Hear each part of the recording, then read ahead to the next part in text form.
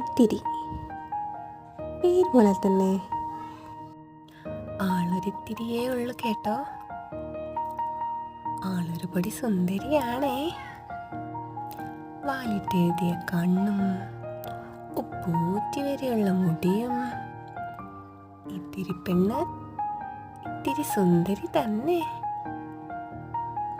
നമ്മുടെ ഉണ്ടപ്പൻ ചേട്ടൻ്റെ ഭാര്യയാണേ ഇത്തിരി പെണ്ണ്.